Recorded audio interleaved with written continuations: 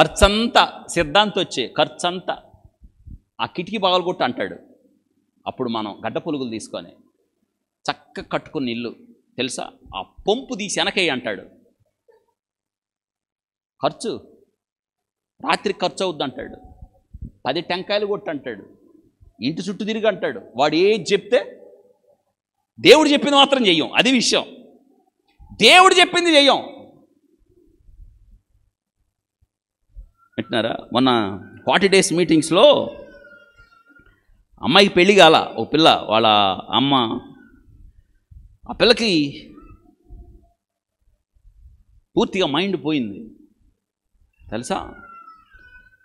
Psychiatry problem, ఏదో కొన్ని కారణాల వల్ల పెళ్లి కాలేదండి. అమ్మాయికి 26, 27 సంవత్సరాలు ఉంటాయి. మొత్తానికి ఎవరో చెప్తే వాళ్ళమ్మ మన 40 days ప్రేయర్ వాళ్ళమ్మ నా దగ్గరికి తీసుకొచ్చింది. చూశానైతే చూస్తే ఆమంటది, అయ్యా అమ్మాయికి చేతబడి చేశారు. ఆమె కూడా ఆమె యొక్క స్థితి కూడా బాగలా. ఎవరు చేశారన్న? పక్కోళ్ళే, మా బంధువులు చేశారు. మా ఆయన చచ్చిపోయాడు. ఈ అమ్మాయికి పెళ్లి కుదిరి కూడా ఆగిపోయింది. ఈ అమ్మాయికి కూడా చేతబడి చేశారు అని చెప్తే వాళ్ళని చూస్తే నాకు చాలా దిగులేసిందండి. ఇద్దరు తెల్లబట్టలు వేసుకున్నారు. ఇద్దరు చేతుల్లో బైబిల్ సంచులు ఉన్నాయి. నాకు డౌట్ వచ్చి, మీరు ఎక్కడ చర్చికి వెళ్తారని అడిగా. విషయం చెప్పారు. ఇంకో మాట చెప్పారు, మేము ఈ చేతబడి వదిలించడానికి ఈ బాణామతి చేశారంట. ఈ బాణామతి వదిలించడానికి మాకు తెలిసిన ద్వారా చెన్నై నుంచి ఒక పాస్టర్ వచ్చాడు. ఆయన వచ్చి చాలా వరకు బాగు చేశాడు. నేనన్నా చాలా వరకు బాగు చేశాడు. మరేం చెప్తున్నారు? ఆయన చెప్పాడయ్యా. చెప్పడమే కాదు, మా ఇంటి వెనక ఎముకలు తీశాడు. అది చదువుతున్నారండి, ఎముకలు తీశాడు. ఇద్దరు తెలుసా, ఆ అమ్మాయి ఎప్పుడు దాకా తలదించుకొని ఓపిక లేనామా, ఎప్పుడైతే ఎముకలు తీశారనగానే ఇద్దరు ఒకళ్ళ తర్వాత ఒకళ్ళు నాకు ప్రాంప్టింగ్. నేనన్నా, మేము ఆయనకి ఎక్కువ కానుక ఇచ్చేసాం అయ్యా, ఉన్నదంతా ఇచ్చేసాం. ఎవరికి? నేనన్నా, చేతబడి చేశారా, బాణామతి చేశారా?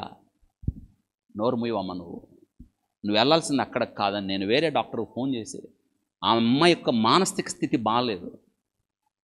ఆ డాక్టర్కి ఫోన్ చేస్తాను అన్నాడు, రేపు పంపించు అన్నాడు. నేను అడిగాను, మీ దగ్గర మనీ ఉన్నాయా అని అడిగితే, ఏం లేవండి వాళ్ళ దగ్గర. వాళ్ళకి ఎంత కావాలో అక్కడే ఎంత కావాలో వాళ్ళ చేతుల్లో పెట్టి, రేపు ఉదయం ఇదిగో అడ్రస్ ఇది, ఫోన్ నెంబర్ ఇది, మీరు వెళ్ళి డాక్టర్ నోవా అజయ్ కుమార్ చేరాలని బయట రాసేవాడిని. మేము లోనకు పిలుస్తారు. వెళ్తారా లేదా? నాకు అనుమానంగా ఉంది. వెళ్తారా లేదా? వెళ్తారా లేదా? వెళ్తాం. ఎప్పుడు వెళ్తారు, ఎట్ట వెళ్తారని అడిగి పంపించాం. అమ్మాయిని కూడా మాట్లాడి పంపించాం. వాళ్ళు బయటకు వచ్చిన తర్వాత మళ్ళీ ఆయన ఫోన్ చేశారంటండి. చెప్తే ఆయన అన్నాడంట, మీతో మాట్లాడాడే పాస్టరు ఆయనలో ఒక దుష్టశక్తి దూరింది అన్నాడంట. చివరికి మనం ఏమయ్యాం?